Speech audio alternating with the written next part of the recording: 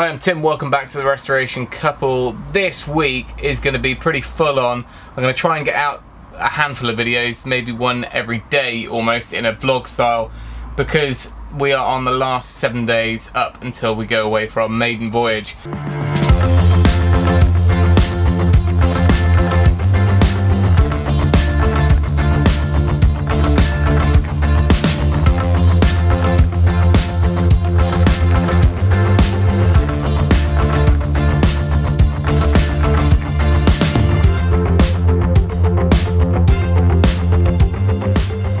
So I've made a huge list of everything I've got to get done, and I'm slowly kind of nibbling my way through it. First up is to get the upper cabinets fitted. I made a start in the last video, I think, putting up this aluminium L section, and that angle is a really easy, lightweight way of connecting stuff, and I should have used it more elsewhere actually.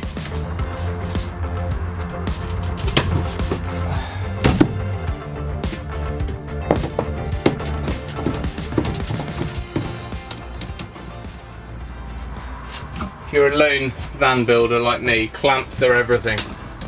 They're your best friend. That sounds really sad, doesn't it? Our kind of datum points for getting things square are how much it's set back from here, and the base of the cupboards needs to be square to the face frame. And that's pretty much it, because the roof slopes, the wall slopes, got nothing else ready to go off. One thing you could do, which I've seen a couple of builds do, is slope the base back a little bit just to prevent things rolling and pushing out the doors, but we're gonna have catches, so I'm not too worried about that.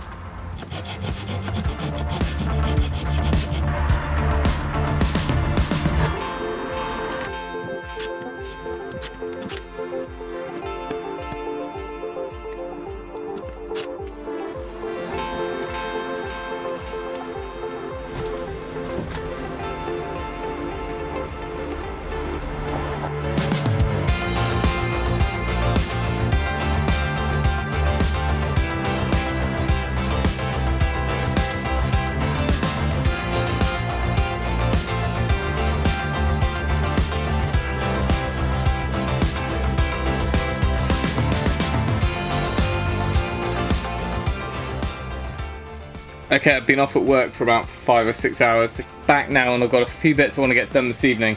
Happy with how this has gone in. I'd give you a look underneath at the dado, or rebate, or whatever you want to call it. I mean, I'm really happy with that. It's just super neat and tidy, no like bead or batten on there, and it's the same above. Up inside, just a neat lip to stop things falling out. But tonight's job is back to the electrics. I've had a little play with that, got it all set up as sort of a bench test or floor test, I would say. But now I'm going to try and get them in place underneath the passenger seat. Right, I've taken the passenger seat off and just left the base there. Now I measured up when I ordered the batteries, but this is the first time I've tried to actually get them in there. I think we're going to have to trim down that floor mat in there, because that will give us a bit more height, because we've got the swivel plate. Now, I think they go this way.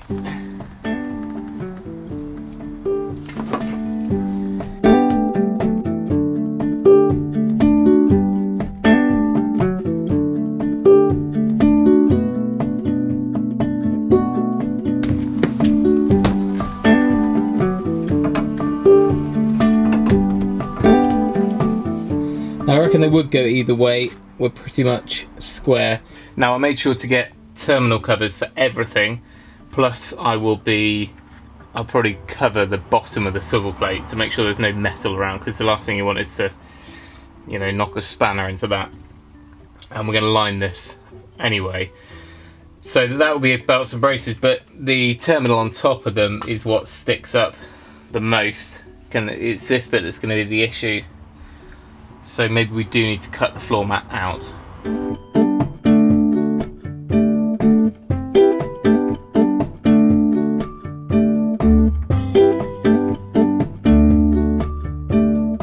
Maybe I should have checked there were no cables under that mat before I started putting a slice through it.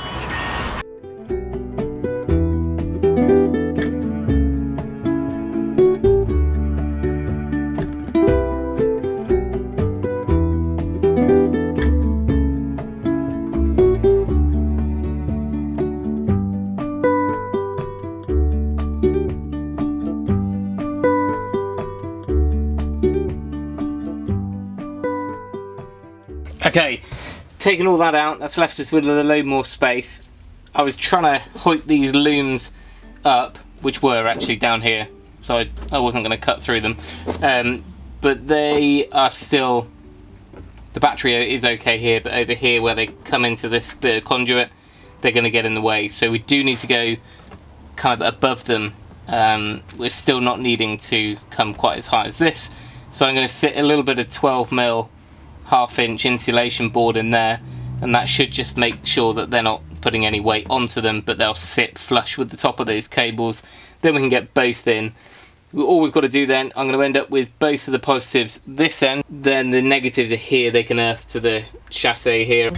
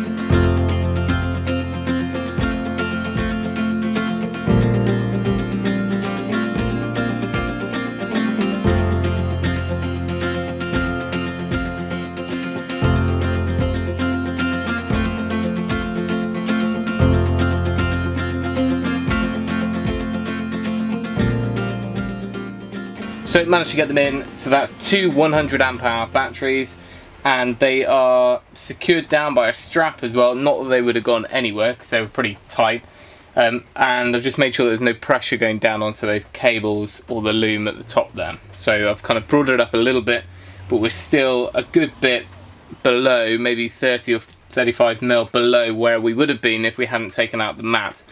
And as you saw, I've just put a little bit of that closed cell black foam there, just almost like a non-slip, but also just to hide any of that silver. So we're back to how it was. It's a decent pad there for them to sit on, and I've made sure that all the surrounding matting is kept intact because some of that will be left visible. Alright, so the other day I suddenly thought that I already had an inverter.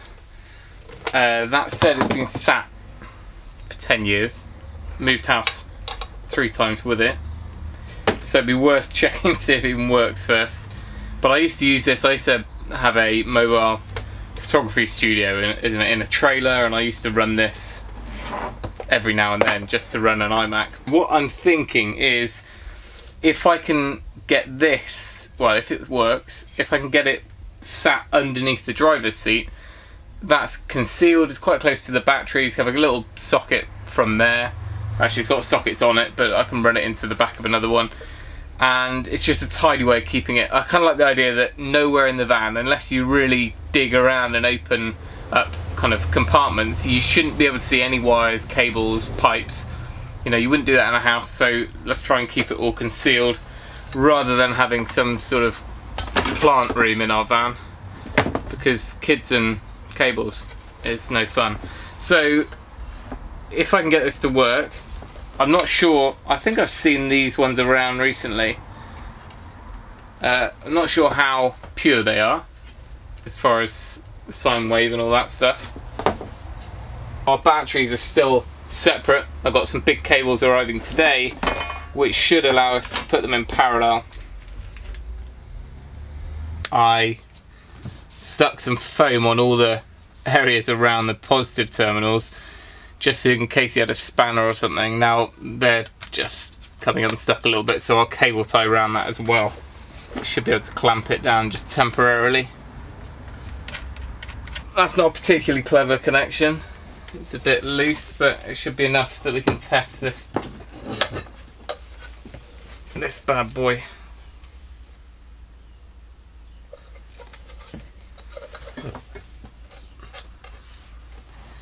Okay, I've got 3 lights: normal, over temperature and overload.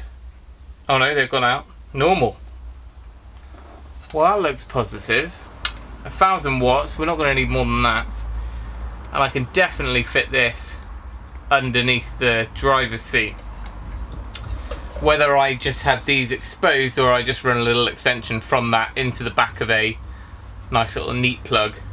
I don't think I need to run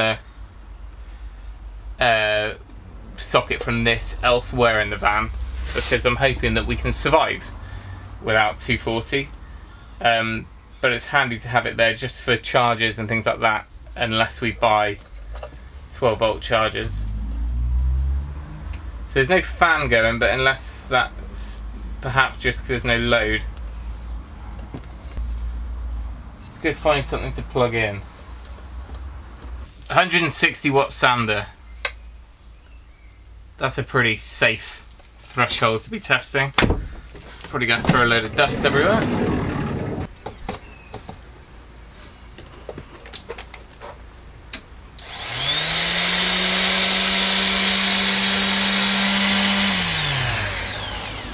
Okay, so we have 240. That took about 10 minutes.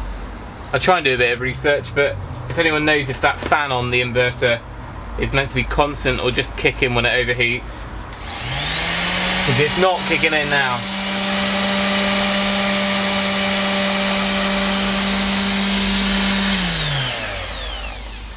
This does not mean we can use hair dryers in the van.